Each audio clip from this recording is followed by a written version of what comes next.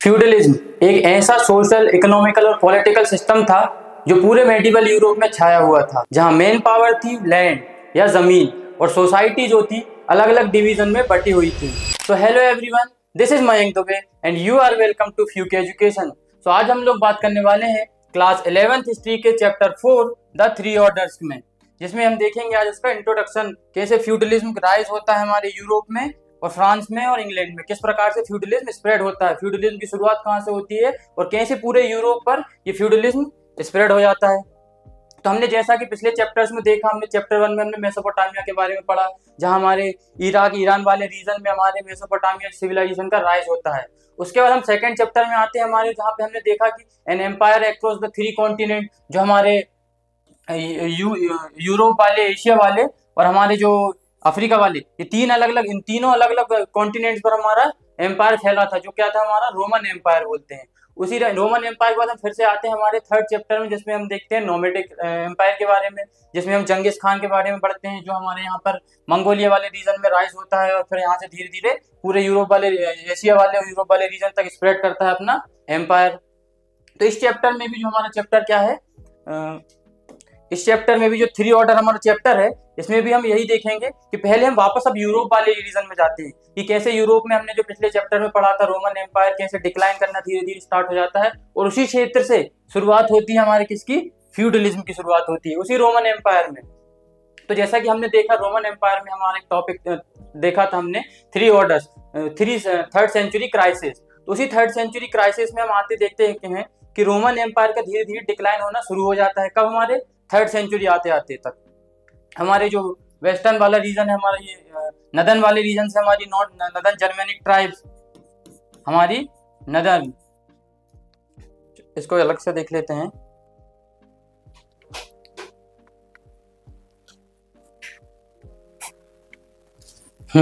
हमारे ये वाले रीजन से हमारे यहाँ रोमन एम्पायर यहाँ पे है, तो यहाँ से हमारे क्या होते हैं northern Germanic tribes, northern Germanic tribe,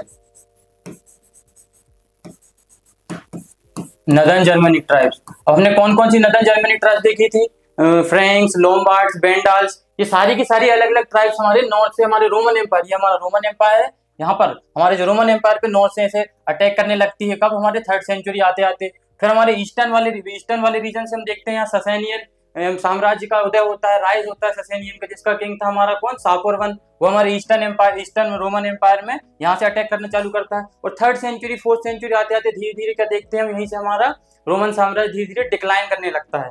अब रोमन साम्राज्य धीरे धीरे डिक्लाइन करने लगता है, तो जैसा कि हमने देखा कि हमारी नदर्न जर्मेनिक ट्राइब्स में यहाँ पर हमारे रोमन एम्पायर में एक रीजन होता है, रीजन क्या है, उस रीजन का क्या नाम रहता है, गॉल।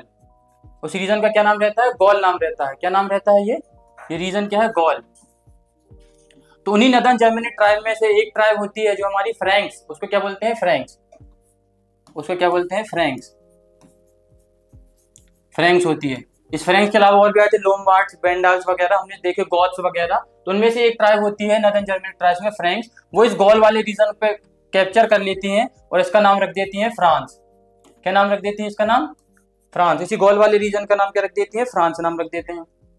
अब फ्रांस नाम के बाद, इसके बाद यहीं पर क्या करती हैं वो धीरे धीरे अलग अलग प्रकार से, ये गॉल जो है ना, यहाँ पे नदर्न जर्मेनिक ट्राइब्स के उनके कुछ रूल्स रेगुलेशन हुआ करते थे, कुछ वो रोमन एम्पायर वगैरह से उनकी पॉलिसीज वगैरह, उनका सिस्टम वगैरह अडॉप्ट कर लेते हैं। और यहीं पे हम क्या देखते हैं कि हमारे यहीं पे जो कॉन्स्टेंटिनोपल वाले रीजन में यहाँ का जो किंग होता है, वो धीरे धीरे क्रिश्चियनिटी को अडॉप्ट कर लेता है। कब, हमारे थर्ड सेंचुरी आते, और धीरे धीरे फिफ्थ सेंचुरी आते आते हम क्या देखते हैं कि वो पूरे के पूरे वेस्टर्न रीजन में हमारे धीरे धीरे क्रिश्चियनिटी, क्या हमारे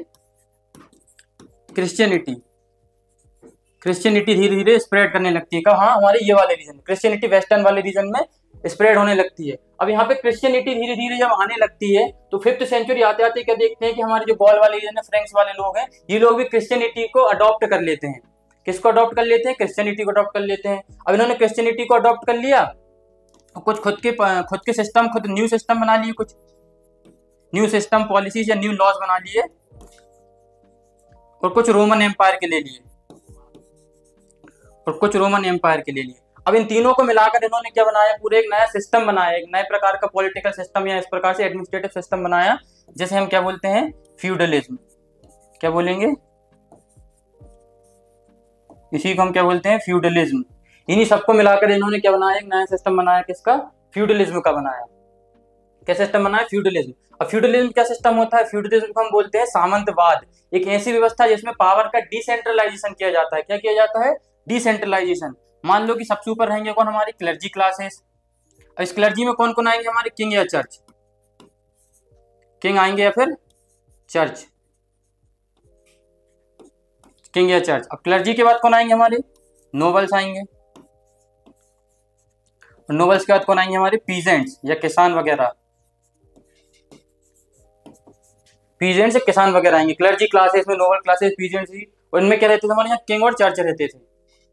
इस प्रकार से उस समय फ्यूडलिज्म नाम का ये कंसेप्ट पूरे हमारे यूरोप में धीरे धीरे चलने लगा था, हर जगह पे ऐसे अलग अलग। जैसे मान लो राजा का कोई पूरा का पूरा ये एम्पायर है, तो इस प्रकार से एम्पायर को अलग अलग डिवीजन में डिवाइड कर दिया और अलग अलग जगह अलग अलग फ्यूडल लॉर्ड्स बैठा दिए। क्या बैठा दिए, फ्यूडल लॉर्ड। भाई यहाँ का ए रहेगा, यहाँ पे पूरा किंग का एरिया है।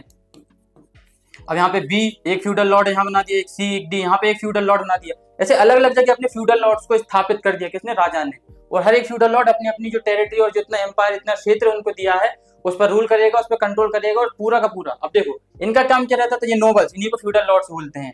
ये नोबल्स क्या करते थे, नोबल्स ये किंग को, नोबल्स क्या करते थे, क्लर्जी क्लास को, किंग को क्या देते थे, रेवेन्यू कलेक्ट करके देते थे। और नोबल्स रेवेन्यू किससे कलेक्ट करते थे, पीजेंट से कलेक्ट करते थे रेवेन्यू, टैक्स। इनसे ये टैक्स लेंगे, नोबल्स के पास जाएंगे, नोबल अपना कोई हिस्सा रखेगा और फिर उसी टैक्स को कहाँ दे देगा, किंग के पास दे देगा, इस प्रकार से। और यही नोबल्स क्या करते थे, इनको आर्मी भी देते थे। कौन, किंग को आर्मी भी देते हैं यही नोबल्स। क्या करते हैं नोबल्स, किंग को आर्मी भी देते हैं और टैक्स कलेक्ट करके पीजेंट से भी देते हैं।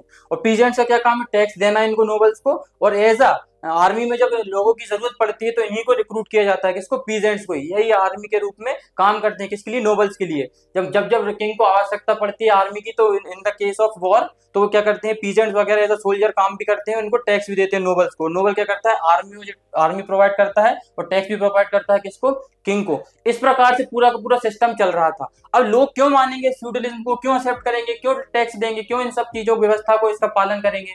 उसके लिए बीच में आता है क्या, धर्म आता है। कौन सा धर्म, क्रिश्चियनिटी, चर्च। वहां पे सब जगह पूरे में क्रिश्चियनिटी जब स्प्रेड हो रहा था, तो बड़े बड़े जो धर्म गुरु आए क्रिश्चियनिटी के, इन्हीं धर्म गुरुओं ने जाके लोगों से बोला कि जैसे कि तुम भगवान को मानते हो, वो तुम्हारा संरक्षण करता है, उसी प्रकार से जो किंग रहेगा वो भी तुम्हारा संरक्षण करेगा, वो तुम्हारा क्या, लॉर्ड है।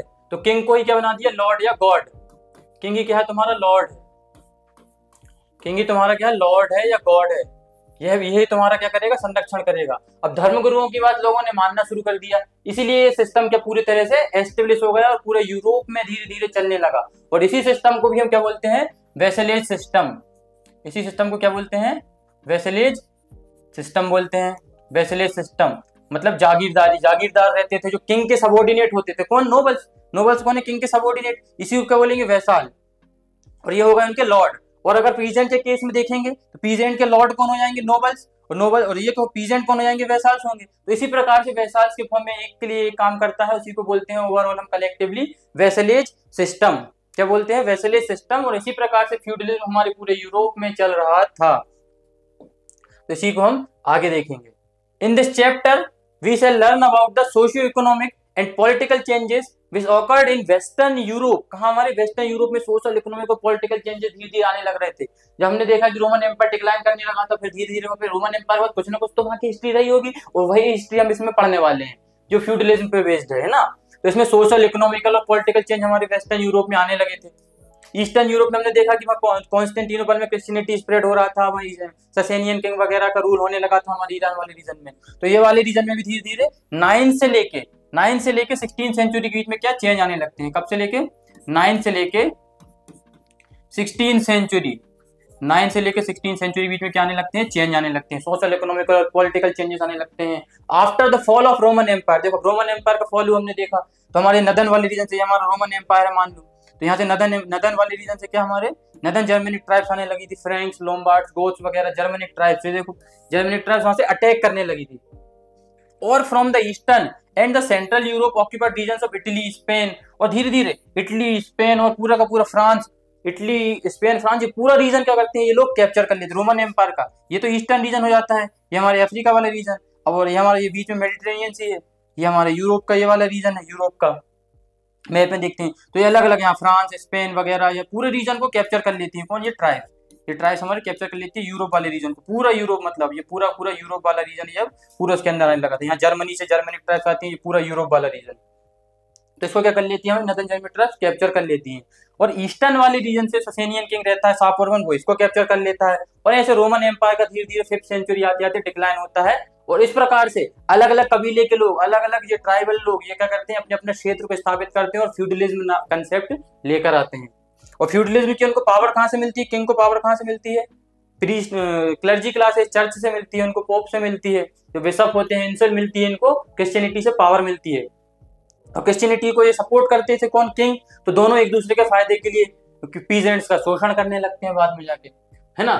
इन the absence of any unifying political power military conflict was frequent, देखो मिलिट्री कॉन्फ्लिक्ट फ्रीक्वेंटली चल रहे हैं, and the need to gather resources to protect one's land became very important. अब देखो मैं धीरे धीरे एक व्यक्ति दूसरे पर अटैक कर रहे हैं, इन लोगों ने नदन जर्मनिक ट्राइब किया, तो हर व्यक्ति अपने लिए रिसोर्स, संसाधनों का संरक्षण, संसाधनों का संग्रहण करना चाहता था। भाई हम ज्यादा से ज्यादा हमारे पास रिसोर्सेज हों, जिसके पास ज्यादा रिसोर्सेज है, जिसके पास ज्यादा वेल्थ है, उतना ही ज्यादा पावरफुल, उस पर कोई भी अटैक नहीं कर सकता।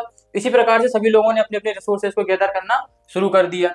Social organisation was therefore centred on the control of land, अब जिसके पास जितनी जमीन है वो उतना पावरफुल। इसी प्रकार से सोसाइटी में सोशल ऑर्गेनाइजेशन बनते गए, तो जिसके पास ज्यादा जमीन है वो अपर क्लास, जिसके पास नीचे है वो लोअर क्लास, उससे भी नीचे पीजेंट क्लास, है ना। Its feature were derived from both imperial Roman tradition and Germanic custom. देखो कुछ जर्मेनिक कस्टम जो जर्मेनिक ट्राइब्स के थे उन्होंने उनका यूज किया, कुछ इंपीरियल रोमन ट्रेडिशन चलते थे इनको भी यूज किया, और बाद में क्रिश्चियनिटी को भी लेकर आ जाते हैं। इसी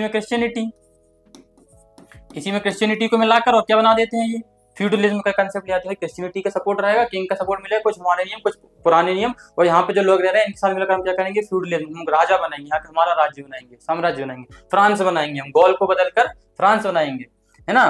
तो क्रिश्चियनिटी, अब देखो Christianity the official religion of Roman empire from the 4th century. 4th century आते आते क्या होता है, जब देखते हैं हमारे पिछले रोमन एम्पायर 4th सेंचुरी आते आते वेस्टर्न वाले रीजन में भी क्या हमारे क्रिश्चियनिटी का स्प्रेड होने लगता है। Survived the collapse of the Rome and gradually spread to central and northern Europe. देखो रोमन एम्पायर तो डिक्लाइन करने लगता है, रोम डिक्लाइन भी हो जाता है, लेकिन कहीं ना कहीं क्रिश्चियनिटी सर्वाइव कर जाती है वहां पे। और वही क्रिश्चियनिटी जब सर्वाइव कर दी जाती है तो इन्हीं जर्मनिक ट्राइब्स को क्रिश्चियनिटी में कन्वर्ट कर दिया जाता है। अब इनको क्रिश्चियनिटी में कन्वर्ट कर दिया जाता है तो क्रिश्चियन का इनको सपोर्ट रहता है और ये क्रिश्चियनिटी को सपोर्ट करते हैं, और इस प्रकार से दोनों के म्यूचुअल कोऑर्डिनेशन से सिस्टम चलता है। The church also became a major land holder and a political power in Europe. देखो चर्च के पास भी पावर, जितनी पावर किंग के पास है उतनी पावर चर्च के पास है। उसकी खुद की प्रॉपर्टी, खुद की जमीनें खुद की होती थी, उसका खुद के लॉ होते थे, लोग उसको अलग से टैक्स भी देते थे किंग के अलावा भी, बाद में भी देखेंगे हम, है ना। तो इस प्रकार से चर्च का राइज होता है, क्रिश्चियनिटी का राइज होता है, और ऐसा पूरा का पूरा सिस्टम मिलाकर क्या बनता है हमारा फ्यूडलिज्म का कंसेप्ट। सामंतवाद की शुरुआत होती है, राजा के नीचे फ्यूडल लॉर्ड्स होंगे, उन्हीं को क्या बोलेंगे, सामंत। नोबल्स के नीचे, फ्यूडल लॉर्ड्स के नीचे रहेंगे पीजेंट्स। इसी पूरे सिस्टम जो हायरार्किकल सिस्टम बना है, जो चल रहा है, इसी को पूरे को कलेक्टिवली क्या बोलते हैं, फ्यूडलिज्म, सामंतवाद बोलेंगे, है ना। अब देखो कैसे अलग अलग प्रकार से सोसाइटी में डिवीजन बना दिए गए, क्रिश्चियनिटी में अलग अलग प्रकार से सोसाइटी में डिवीजन बना दिए गए। कैसे, क्रिश्चियन प्रीस्ट रहेंगे, ये चर्च वगैरह रहेगा, क्रिश्चियन प्रीस्ट रहेंगे, है ना। उसका रहेंगे लैंड ओनिंग नोबल्स, ऐसे नोबल्स जो रईस वर्ग के, हाई क्लास वर्ग के, जिन एलीट क्लास पीपल, इन पर बहुत जमीन है, noble class, Christianity, clergy classes and peasants वगैरह। और कुछ क्या रहेंगे, किसान रहेंगे, पीजेंट्स रहेंगे।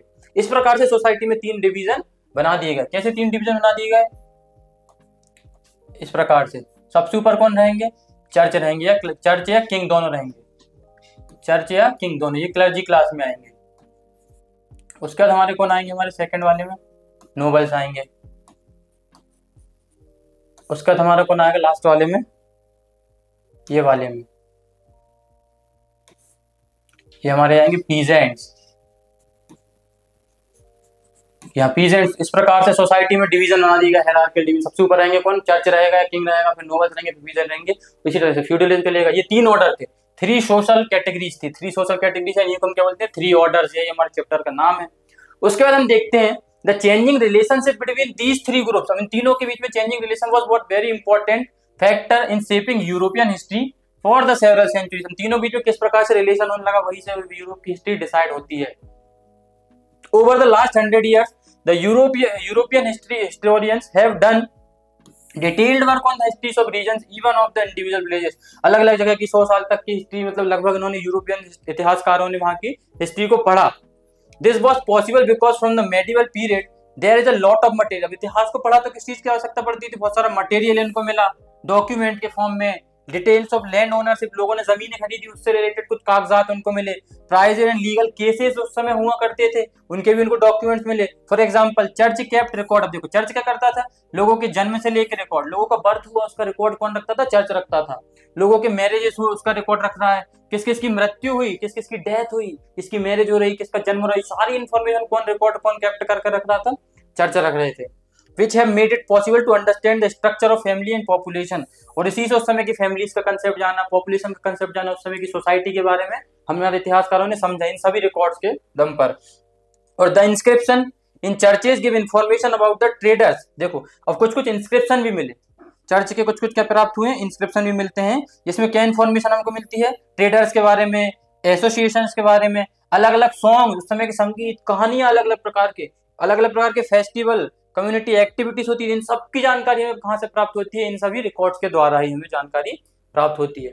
All these can be used by historians to understand economic, social and the changes over a long period like increase in population. अब इतिहासकारों ने इन सभी अलग अलग रिकॉर्ड्स का उपयोग किया, इस्तेमाल किया, किस चीज के लिए, उनकी इकोनॉमिक सोशल लाइफ के बारे में जानने के लिए, जो परिवर्तन आ रहा है उनकी सोसाइटी में बहुत लंबे समय तक, उसको जानने के लिए, इंक्रीज इन पॉपुलेशन, जनसंख्या कैसे बढ़ रही है, पीजेंट के रिवोल्ट हो रहे हैं, इन सभी को जानने के लिए, सोशल पॉलिटिकल लाइफ को जानने के लिए, इकोनॉमिकल लाइफ को जानने के लिए इतिहासकारों ने उस समय के क्या रिकॉर्ड्स को पढ़ा।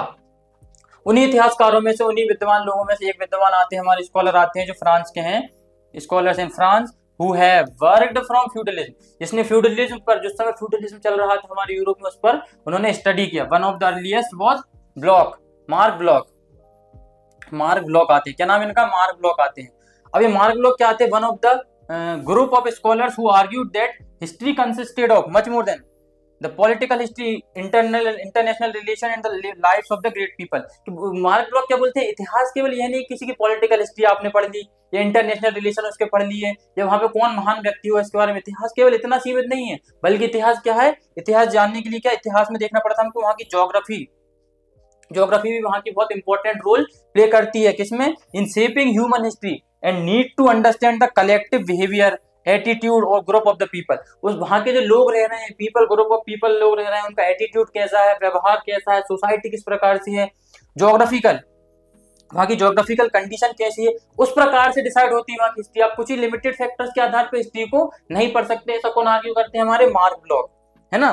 अब देखो ये क्या करते हैं कि भाई उसके अलावा और भी चीजों को स्टडी करते हैं और फिर अपनी देते हैं थ्योरी। तो ब्लॉक्स फ्यूडल सोसाइटी, देखो ब्लॉक्स के अकॉर्डिंग फ्यूडल सोसाइटी किस प्रकार से होती थी, उनके वर्क किया उन्होंने उस पर।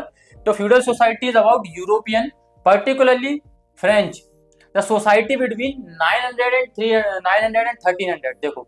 देखो 900 से लेकर 1300 बीच में सोसाइटी कैसी होती थी, मार्क ब्लॉक ने बताया। Describing in remarkable detail social relation and hierarchies, the land management and the popular culture of the period. उन्होंने सोशल रिलेशन के बारे में बताया, कैसे हायरार्कियल सिस्टम होता था उसके बारे में बताया, लैंड मैनेजमेंट सिस्टम कैसे होता था कि भाई नोबल के पास उसकी खुद की लैंड होती थी, मेमोरियल स्टेट होता था, फिर पीजर्स उसी लैंड पर काम करते थे, लैंड डिस्ट्रीब्यूशन कैसे हुआ करता था, लैंड का यूज किस प्रकार से होता था, उस समय कोई कल्चर वगैरह चल रहा है तो उसके बारे में बताते हैं, क्रिसमस को मनाते थे लोग, ईस्टर को मना रहे हैं लोग, ऐसे इन सब चीजों को बताता है। His career was cut short tragically when he was shot by Nazi in second world war. देखो सेकंड वर्ल्ड वॉर होता है, जो नाजीज वगैरह सेकंड वर्ल्ड वॉर होता है, अटैक चलते हैं यहाँ वहाँ, तो मार्क ब्लॉक की उसी समय क्या हो जाती है, मृत्यु हो जाती है सेकंड वर्ल्ड वॉर में। किसके द्वारा, नाजीज के द्वारा उनको गोली से मार दिया जाता है, और ऐसे मार्क ब्लॉक खत्म होते हैं। उनकी हमको क्या मिलती है, फ्यूडल सोसाइटी पर जो रिसर्च वगैरह की उस समय के, उनके वर्क्स वगैरह मिलते हैं, उनके अकाउंट्स वगैरह हमको प्राप्त होते हैं, जिससे हम फ्यूडलिज्म को उस समय के पढ़ पाते हैं। An introduction to feudalism. अब देखो फ्यूडलिज्म क्या होता है, The term feudalism has been used by historians to describe the, देखो क्या है, इतिहास का टर्म फ्यूडलिज्म को किस प्रकार से उपयोग करते हैं, फ्यूडलिज्म मतलब the economic, legal, political and social relationship that existed in Europe in the medieval era. जो मेडिवल एरा में यूरोप वाले रीजन में जो क्या इकोनॉमिक, लीगल और पॉलिटिकल और सोशल रिलेशनशिप था लोगों के बीच में, उसको स्टडी करना, उसको जानना, या उसी प्रकार की विचारधारा को, उसी प्रकार के कंसेप्ट को हम क्या बोलेंगे, फ्यूडलिज्म।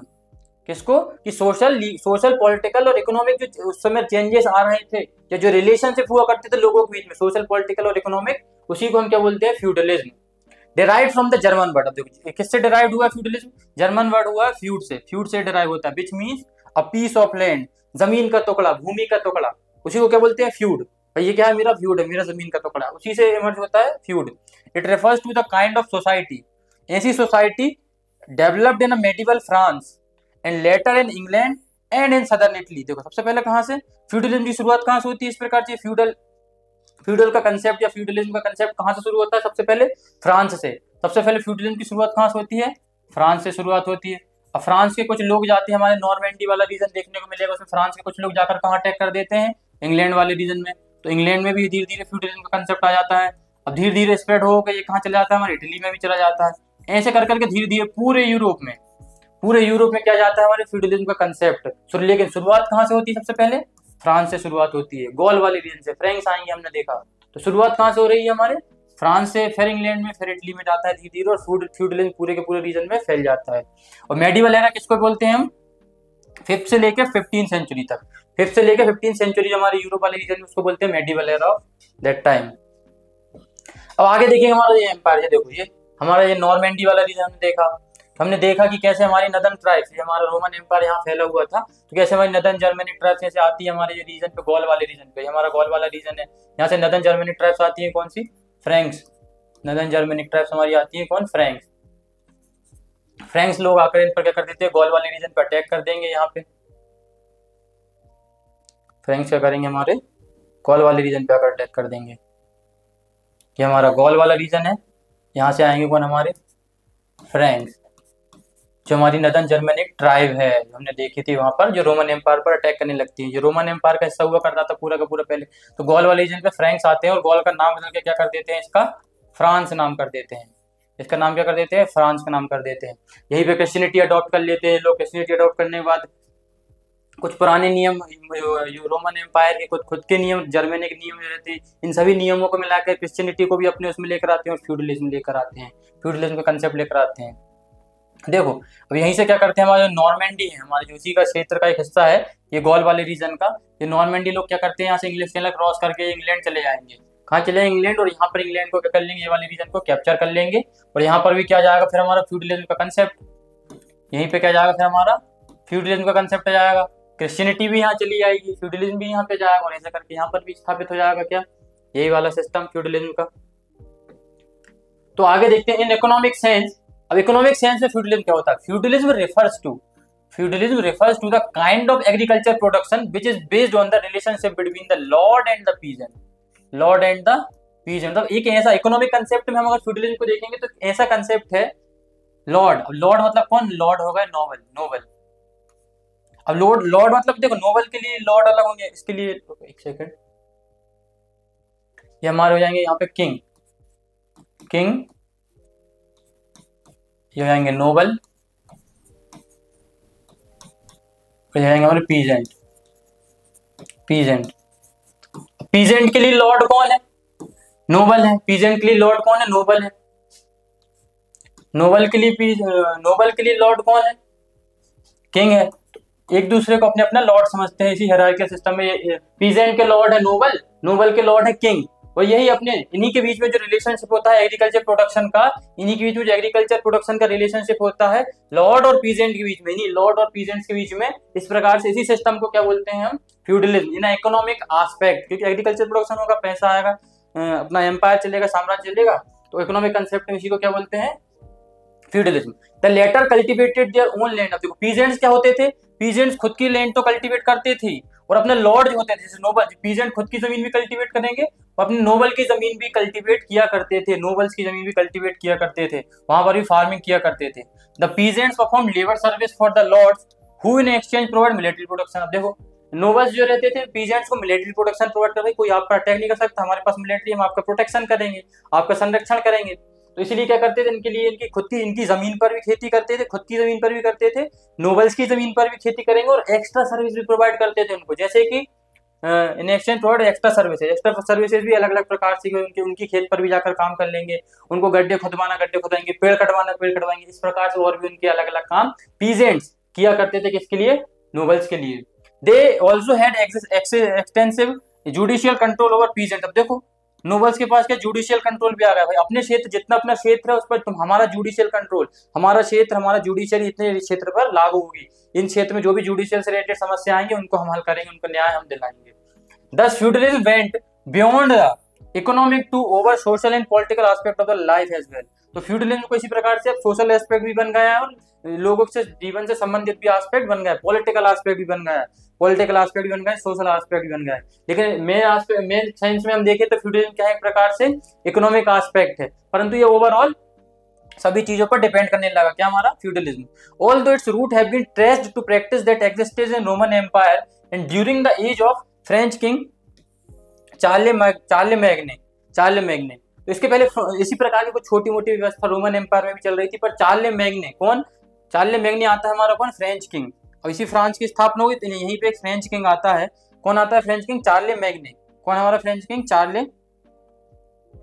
चार्ले मैग्ने आते हैं हमारे, चार्ले मैग्ने कौन हमारे फ्रेंच किंग है। ये क्या करते हैं, फ्यूडलिज्म को बहुत बेहतर मतलब फ्यूडलिज्म को व्यवस्थित तरीके से, फ्यूडलिज्म को व्यवस्थित तरीके से कौन स्थापित करते हैं, हमारे Charlemagne French king establish करते हैं। Way of life in a large part of Europe may be said to have emerge later in 11th century. और 11th सेंचुरी आने तक ये फ्यूडलिज्म बहुत बेहतर तरीके से स्थापित या एस्टेब्लिश कर दिया जाता है, किसके द्वारा, चार्ले मैग्ने के द्वारा, फ्रेंच किंग होते हैं इनके द्वारा।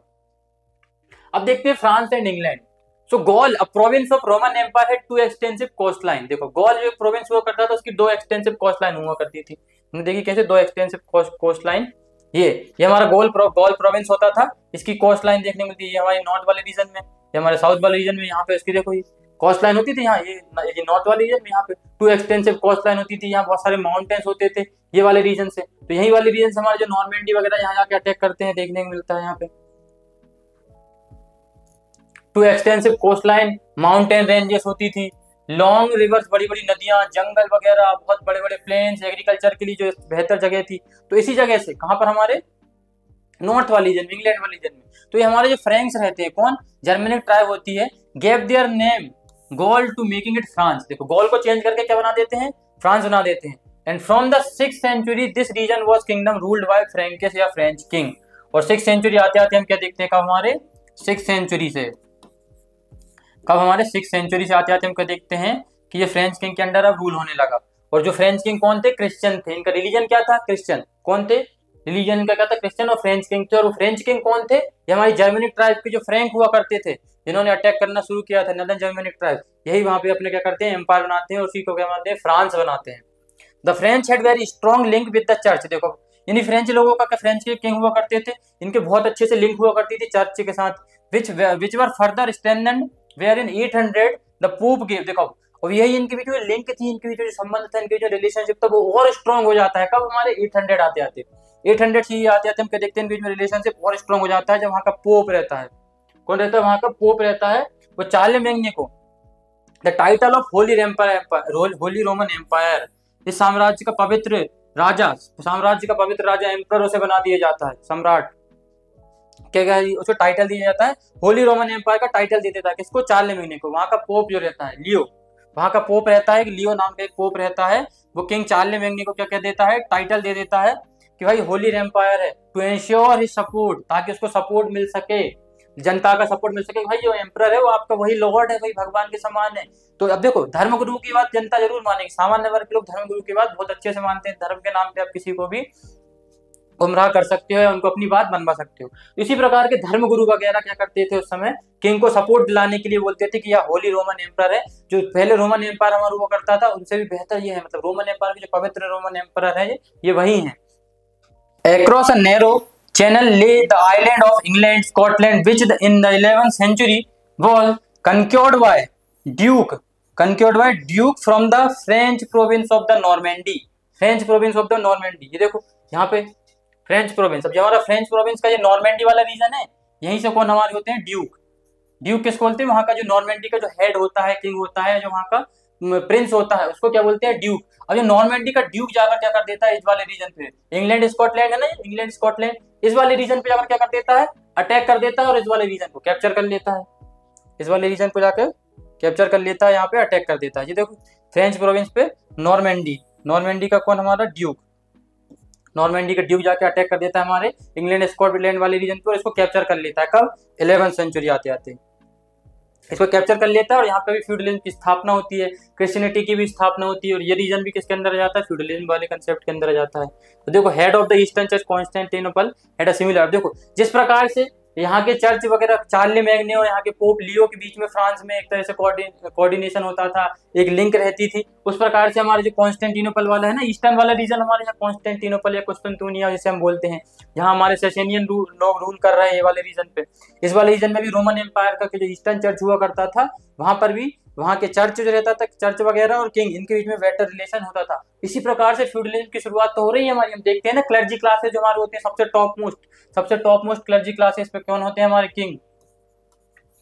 किंग होते हैं और चर्च होता है यहीं पे, सबसे टॉप मोस्ट किंग और चर्च यहीं पे